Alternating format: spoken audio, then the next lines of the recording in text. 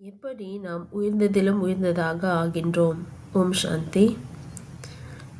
தந்தை இப்பொழுது பிராமண ஆத்மாக்களின் பாக்கியத்தை பார்த்து கொண்டிருக்கின்றார். பிராமண ஆத்மாக்களோ தூய்மையிலும் தூய்மையாக இருக்கும் காரணத்தினால் உயர்ந்ததிலும் உயர்ந்ததாக இருக்கின்றார்கள். எப்படி நாம் தூய்மையாக இருக்கின்றோம்? அது வேறு எந்த ஒரு மகான் ஆத்மாக்களாலோ அல்லது தர்ம ஸ்தாபகர்களாலோ அப்படிப்பட்ட தூய்மையை கடைபிடிக்க முடியாது. ஆகையால் அப்படிப்பட்ட உயர்ந்த ஆத்மாக்களுக்கு தந்தையும் கூட பிராப்திகளை அளித்துக் கொண்டிருக்கின்றார். தந்தையின் மீது அன்புள்ளவர்கள் மற்றும்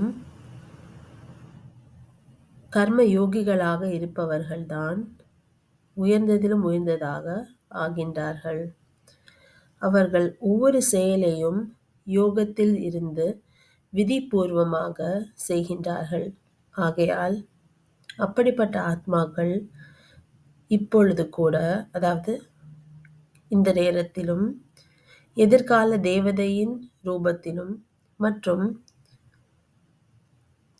பிற்காலத்து பூஜ்ய ரூபத்திலும், அதாவது பூஜிக்கும் ரூபத்திலும்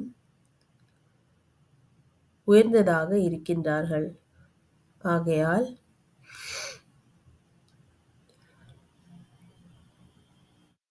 தந்தை கூட நமக்கு பிராப்திகளை அளிக்கின்றார்.